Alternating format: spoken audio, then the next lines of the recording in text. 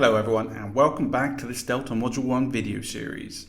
In this session we'll be covering Paper 1 Task 4 in full, a task which entails identifying the strengths and weaknesses of a written or spoken text produced by a learner of English at various levels of proficiency. Let's take a look. In Paper 1 Task 4, you're provided with an authentic written or spoken text produced by a learner. This is an example of a written text, a letter of complaint from the December 2018 exam. Written texts may be typed, as is the case here, or they may also be handwritten. And in the case of a spoken text, this will always be transcribed, as you can see here, with some key phonetics above it. Now notice here that the text is produced by a learner, singular, not learners, and therefore will always be a monologue, unlike Paper 1 Task 3, where the spoken task is generally designed for small groups. So for Task 4 spoken text, think IELTS Speaking Part 2, where the student has to talk for 2 minutes based on a prompt from a topic card. If we blow it up a bit, we can see the line spacing is very wide, and that's to accommodate the phonetic transcription, which will always appear above the text in slanted brackets, and tends to only use symbols from the British English phonemic chart. Alongside the text itself, you're provided with the level of the learner and the task the learner was required to complete. In this case, the learner's level is upper intermediate or B2, and their task is outlined below. You're having problems with the school where you're studying and have decided to leave. Write to the school to explain the situation. In other words, a letter of complaint to your school. You then need to identify 4 strengths and weaknesses based on a number of pre-selected language areas. The 5 areas for this text were organization, style and genre, cohesion, range and accuracy of grammar. Typically there will be 5 pre-selected language areas, and that is from a fairly long list of possible language areas.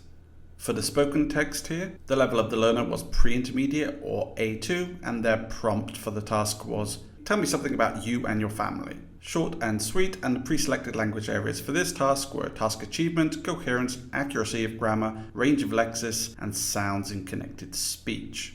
So you can see how these language areas differ from the written text we looked at a second ago. What are all the possible different language areas, I hear you say? Let's take a look now. Now, as we work through each of these language areas, we'll be doing it based on a fairly simple prompt.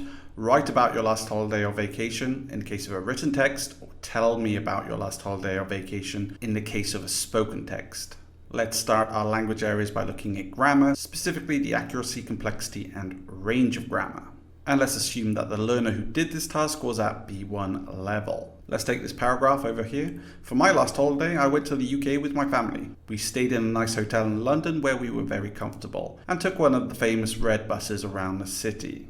Compare that with, for my last holiday, I go to UK with my family. We stay in a hotel nice in London where we was very comfortable, and take one of the red bus famous around the city. Should be fairly obvious which of those paragraphs has the more accurate grammar, and we can further subdivide this into more specific areas, starting with verb conjugation. I went, I go. We stayed, we stay. Noun declension, one of the buses, one of the bus. Verbs conjugate, nouns decline. That doesn't mean they go down or get worse, it just means they change, typically as a result of pluralization. Use of articles, you might have noticed in the second paragraph there are none, and there should be a number of them. The definite article the, indefinite article a, or the zero article. Subject-verb agreement, there is some overlap with this and verb conjugation. However, here we're specifically looking at whether the verb has been conjugated to agree with the subject. We were, the verb agrees with the subject. We was, it does not. And also we have word order. Nice hotel, hotel nice. Famous red buses, red bus famous. In English, modifiers like adjectives come before the noun, but in other languages they may well come after. Now, in order to determine whether something is a strength or a weakness, here's a good rule to follow. If there are 2 or more instances of accurate use, we can consider it a strength. I went, we stayed, and took. So that would be considered a strength. 2 or more instances of inaccurate use, and we can consider that a weakness. I go, we stay, take, weakness. Now, how about if there's a mix between the two? For example, you have two instances of accurate use with one instance of inaccurate use, in which case it's neither a strength nor a weakness. For example, if we look at the verbs in the spoken text here, which has been transcribed, I went, we stay, were, took. We've got 3 examples of correct verb conjugation here into the past simple. However, we can't really say that was a strength because stay remains unconjugated. And we also can't really say it's a weakness because these other 3 were conjugated correctly. And this largely holds true for most of the language areas we're going to look at. Looking at some articles here, we can see this is clearly a strength. However, here we've got at least 2 examples of incorrect use, therefore we can consider that a weakness. That's accuracy of grammar. Let's move on to complexity of grammar. And we'll start with simple versus complex sentences. I've just made the level a bit higher here. This is a C1 learner, just for a bit of variety. And we have our handwritten text over here and our transcribed spoken text over here. When thinking about complexity of grammar, we should consider simple sentences, i.e. those with only one clause, versus complex sentences which have 2 or more clauses. I'd already visited this country, simple sentence. I'm in hospital now, simple sentence. For my last holiday, I went to the UK, a country I hadn't visited since I was a kid, multi-clause. Complexity of tenses is obviously very important, and the longer verb phrases with the additional auxiliaries are always going to be more complex. Past perfect, past continuous, past simple, past simple.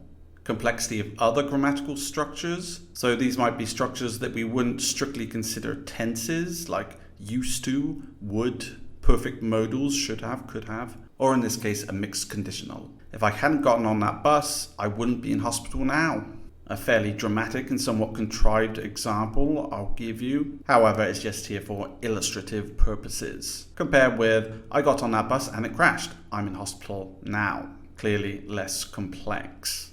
Use of relative and or participle clauses. We don't have any over here, but if we break this sentence down a bit, I went to the UK, a country I hadn't visited since I was a kid. Here we actually have 2 relative clauses and both of them are reduced. If they were a full relative clause, it would read, I went to the UK, which is a country that I hadn't visited since I was a kid.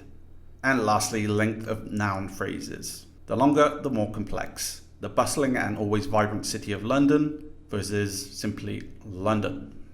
From complexity of grammar, we move on to range of grammar. This is similar to complexity of grammar, but here we're specifically looking at how much variety there is in the text. Starting with variety of sentence types. These are all simple sentences with 1 clause, therefore no variety. Whereas here we have a combination of simple sentences and complex sentences. Variety of tenses, past simple, past simple. Everything is in past simple versus past simple, past perfect, past continuous. Variety of other grammatical structures. If we look at this sentence, I went to the UK, that's in the indicative mood, a simple statement of fact, versus if I hadn't gotten on that bus, I wouldn't be in hospital now. That is in the subjunctive mood, which is used to express hypotheticals. In this case, mixed conditionals for past hypotheticals with a present result. Accuracy, complexity, and range of grammar done. And we can again be given these same 3 areas, but now relating to lexis. Accuracy of lexis. Now with these texts, I won't waste your time by reading these aloud, so just pause the video now and have a quick read to see if any lexis jumps out at you. When considering accuracy of lexis, consider correct or incorrect word choice. Great versus grand. Famous versus infamous. Clearly the learner meant famous here and just got confused. Similarly with the preposition past, drive past, is incorrectly written as drive along. Now this could also be considered a grammatical inaccuracy as it's dealing specifically with prepositions, as could the example here with amazing versus good. Amazing is an ungradable adjective, therefore can be pre-modified by absolutely. Good is gradable and therefore can't be. Strength of collocations. Great country, fairly strong collocation between these 2 words, versus grand country. That is a weak collocation. It's not wrong per se, but grand would collocate more with things like buildings or rooms, the grand hall. And you can see the strength of collocations does cross over a bit here with correct, incorrect word choice. Nice hotel, correct. Strong collocation, happy hotel, not necessarily incorrect, but a weak collocation nonetheless. Accuracy of fixed expressions, word chunks, and idioms. Here, take a tour can be considered a fixed expression or word chunk, which is somewhat idiomatic. However, make a tour is not a fixed expression and doesn't really make much sense in this context. Accuracy of lexis to complexity, and there's a bit of overlap between complexity of lexis and range, so we'll just treat them as one. The text has been slightly altered, so again, just pause the video and give each version a quick read. Consider affixation, that is the adding of prefixes or suffixes, which in turn tends to make lexis more complex. Here we have vacation as a noun, and then we add on the ing suffix to turn it into a verb form, and we get vacationing. Hotel is fairly simple lexis. Accommodation, which has the tion suffix to change the verb accommodate into a noun, gives us greater complexity. Compounds are important. Common red buses, hard to miss red buses. This is a compound adjective, as is mind-blowing. Simply mind-blowing versus just great. Multi-word verbs, these are our phrasal and prepositional verbs. Consist of is a prepositional verb, was is not. Synonyms, and this overlaps a bit with complex lexis up here. When I was a youngster, less common synonym of when I was a kid. Our hotel, our accommodation, same idea.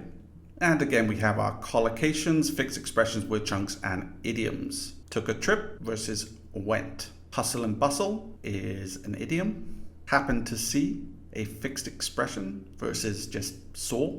Simply mind-blowing. Again, we can consider this a fixed expression or strong collocation. Grammar and lexis are done, and it's worth noting that the level of the learner is most applicable to these 6 areas and less applicable to those that follow, since grammatical and lexical knowledge is a fairly good indicator of overall ability. Now let's combine them into one list and see what other areas we can apply to both kinds of texts. Coherence/organization. A lot of overlap here, so we'll just treat them as one, and indeed you may be asked to consider them as one area in the rubric. Feel free to pause and have a quick read.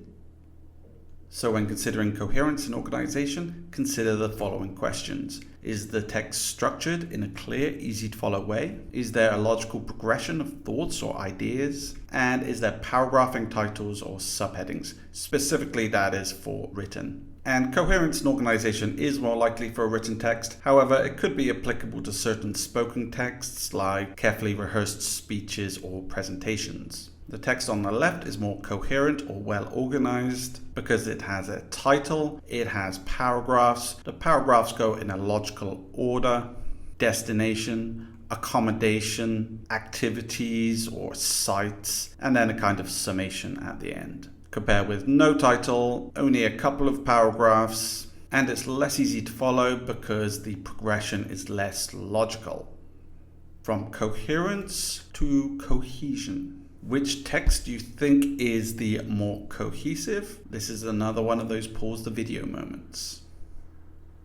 Cohesion is all about how the text sticks together, and it's often done via the use of linkers. We have linkers for addition, like also, and linkers for contrasting ideas, although, linkers for showing cause/reason and effect, so, since, therefore, time linkers, when, as soon as, and alongside linkers we also have referencing words which can be pronouns, adverbs, or articles.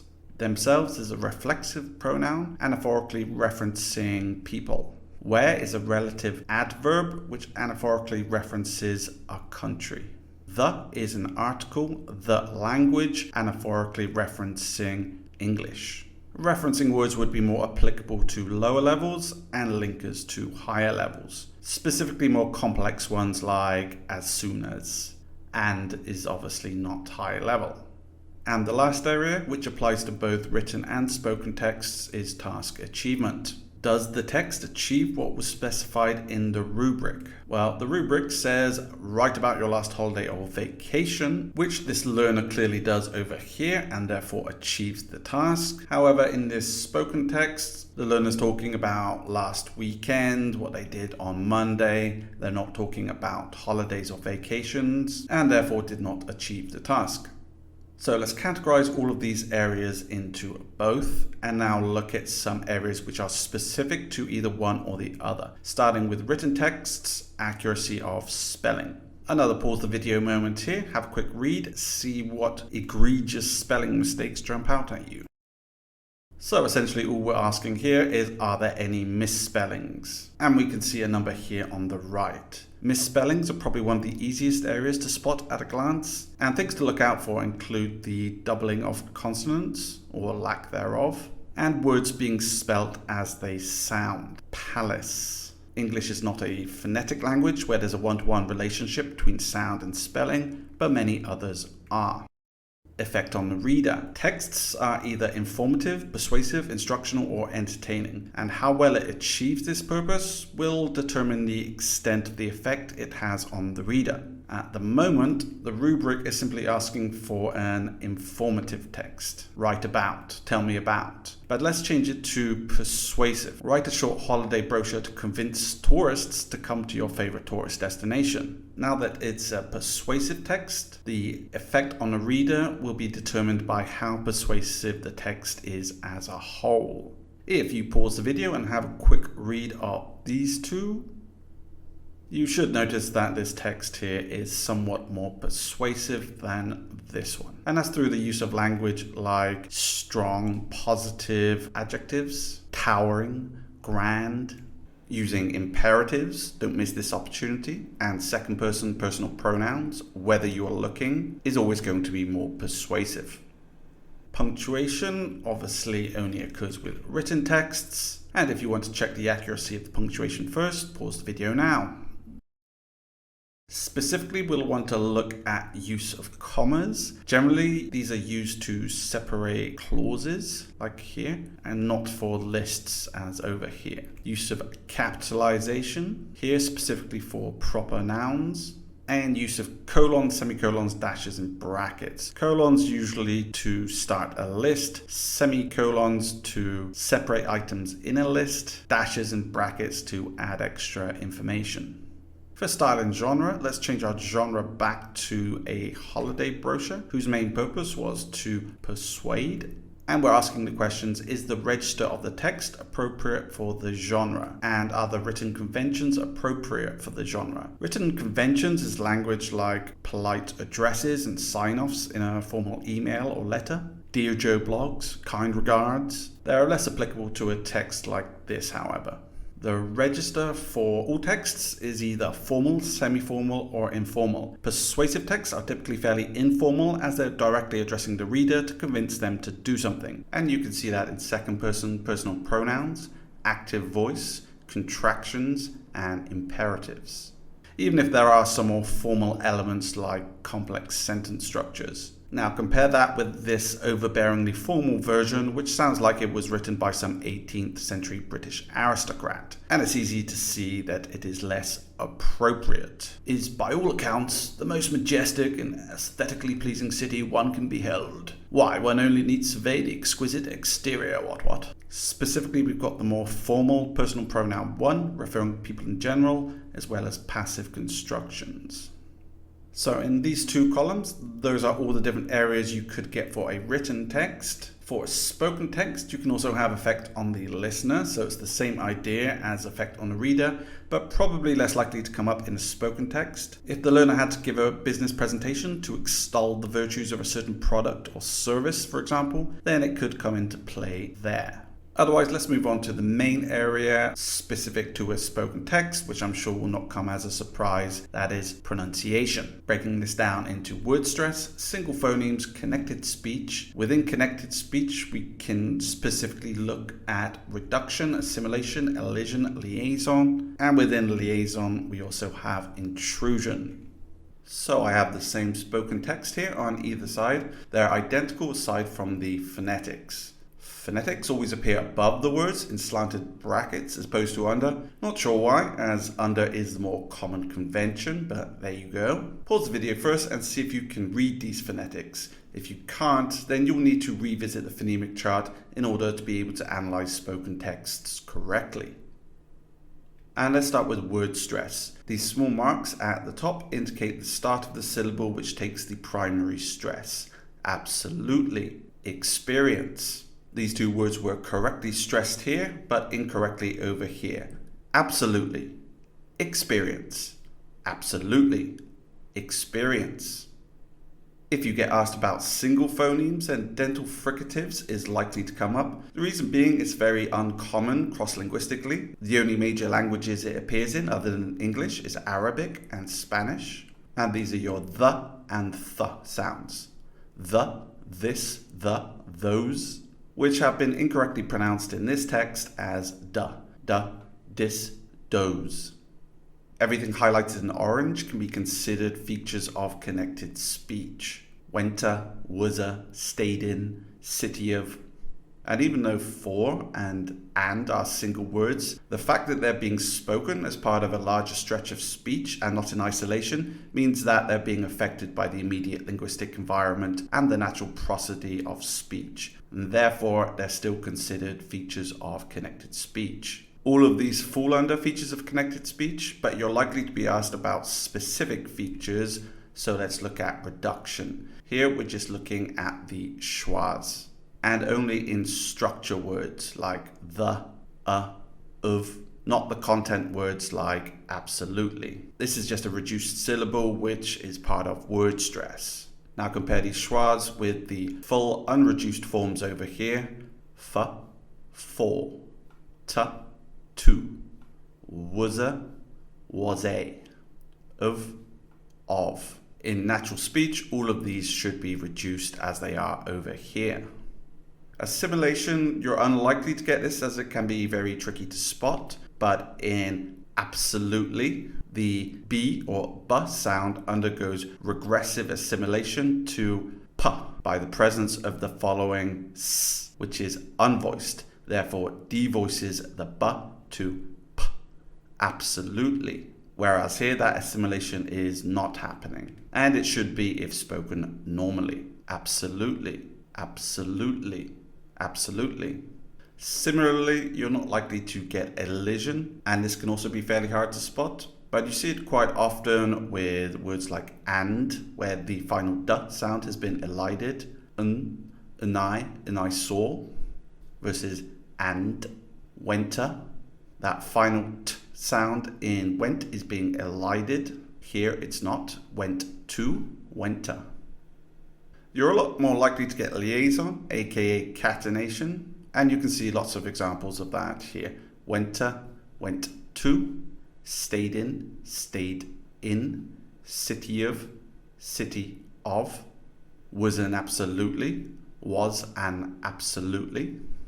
And within that, we also have intrusion. This may well come up, and if it does, you need to look for vowel word boundaries to see if any of the semi-vowels w, y, r are present. City of, we have a vowel word boundary here, e of, and that introduces the y sound here, represented in phonetics by the letter J. Similarly, and specific to British English, we have tor, and, or un, toren, intrusive R. Compare that if we don't have the intrusive sounds, city of, toren, tor, and. Quick side note, in American English, the final R sound is rhotic, and therefore this wouldn't be considered intrusive. But for British English, it is. All the analyses we've just been through were not on authentic texts, as I tailored them for illustrative purposes. So let's now take an authentic spoken text through the same analysis. The one we looked at earlier, Tell Me Something About You and Your Family, from the December 2016 exam. The maximum number of marks for the whole task is 20, and that is 3 for each valid strength or weakness identified and 2 for the example. It's a good idea to highlight the level and areas to focus on in different colors.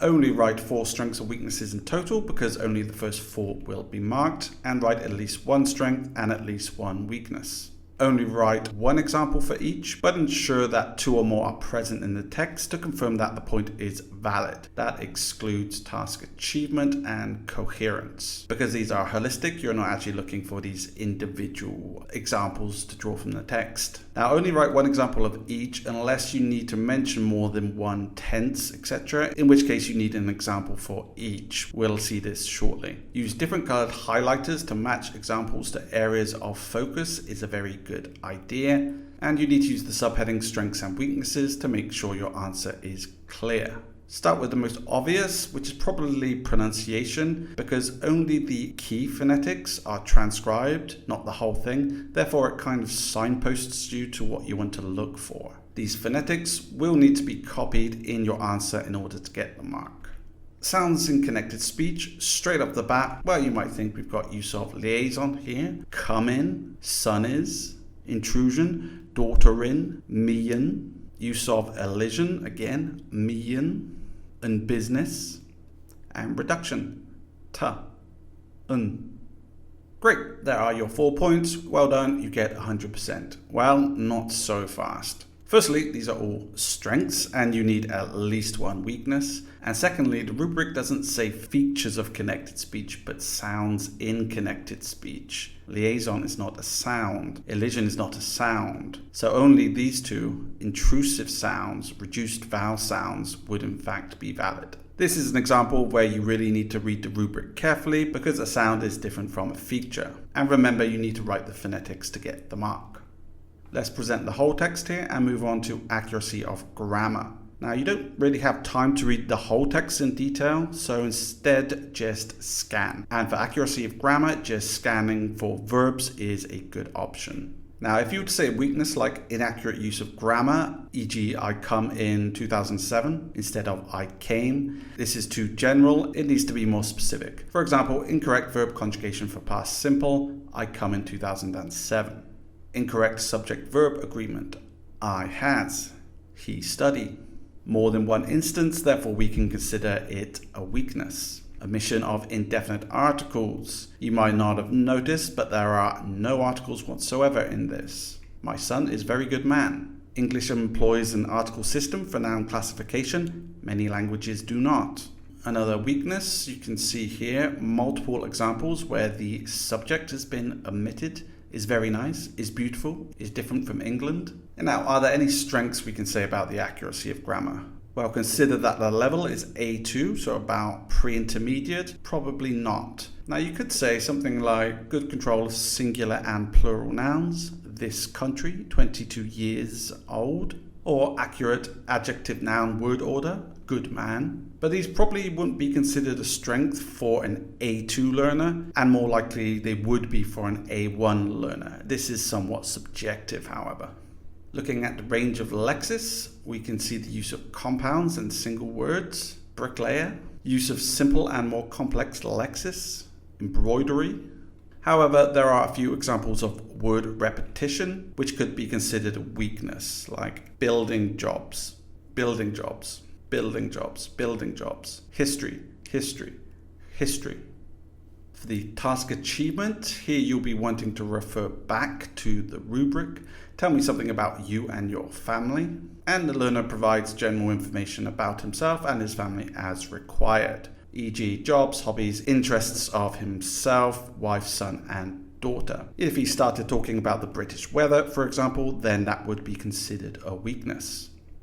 And lastly, coherence. This text doesn't really follow a logical order in that he jumps back and forth between each of his family members and himself, seemingly randomly. For example, I, then my son, my wife, my daughter, I, my family. So that's not very coherent and therefore could be considered a weakness.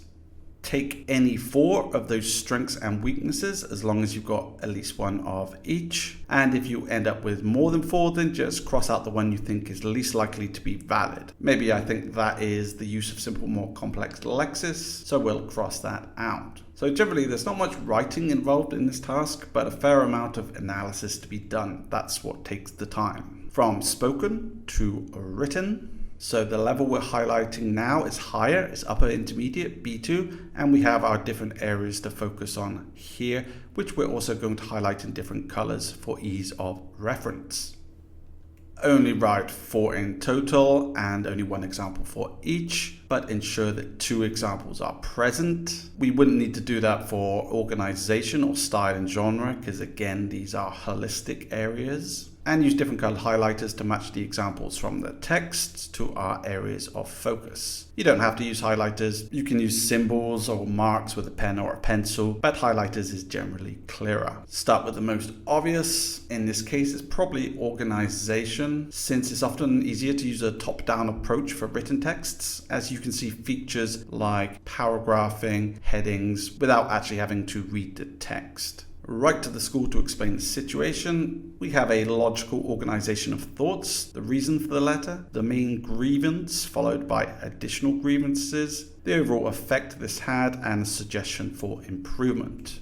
A couple of examples here from the text, but you wouldn't need to do them for every section. Now, this might just be me, but I wouldn't have used as many paragraphs as this. So possibly overuse of paragraphing, i.e. single sentences sharing the same thought or idea given their own paragraph. These two could have just been combined into one, for example, as could these two. And I've given those as the example here. The next most obvious could well be accuracy of grammar. Accurate use of perfect modals. Could have attended. Could have done better. Now we do have an example here. How would I have been in 2 different classes at the same time? Now that's a perfect modal, but it should be how could I have been in 2 different classes at the same time. Therefore, this might not be considered a strength unless you worded it more specifically. For example, accurate use of perfect modal could have, e.g. students could have attended. For weaknesses, there is poor control of singular and plural nouns. When exams, my reason. In this case, you would need to provide an example for each to illustrate the point clearly to be awarded the marks. Misuse of prepositions. I'm writing in complain to. English prepositions can be tricky even for higher level learners, so you'll often see this as a weakness. Moving on to range of grammar. There's a good range of simple and complex sentence structures. This was a routine. The oral exams, which were often... And when you're writing your example, copy the example as written, spelling errors and all. There's also a good range of active and passive structures. A lot of students asked, were often overbooked. Again, give the example of the active and the passive. A good range of past tenses, past simple and past perfect. I had good marks. If I had had a more efficient. On to cohesion. A strength is that there is accurate use of linkers for showing cause and effect. In order to. As a result. So. For weaknesses, incorrect use of linkers for addition, e.g. more. This should be moreover. Last should be lastly. For style and genre, write to the school to explain the situation. This means that it's supposed to be a formal letter. And we can say that there is accurate use of writing conventions for a formal letter. Polite salutation using the title and surname, and a complimentary close or polite sign-off. Dear Mr. Jones, best regards. For weaknesses, we have some informal use of punctuation, specifically exclamation and question marks, which you shouldn't really see in a formal written letter. More, lessons are badly organized. How would I have been in 2 different classes at the same time? Again, we take our 4 strengths and weaknesses, at least 1 of each, and your answer might look something like this. So that's just taking you through an analysis of an authentic spoken and written text. Now, how can you get more practice yourself? And as this task is 20 marks or 10% of the whole exam, you should do some additional practice. A good way to do this is each time you mark any written work from your students, choose 5 areas from these 2 lists. And making sure you factor in their level, try to come up with as many strengths and weaknesses as you can. And each time you mark any spoken work, choose 5 areas from these 2 lists and rinse and repeat. Now, spoken texts are obviously more difficult to analyze, and so you would need to record the monologue of your students, for example during IELTS Speaking Part 2, where learners are required to speak for 2 minutes based on prompts from a given topic card. And that's it for paper 1 task 4. Thank you for watching. I hope you found this video useful, and I'll see you in the next one.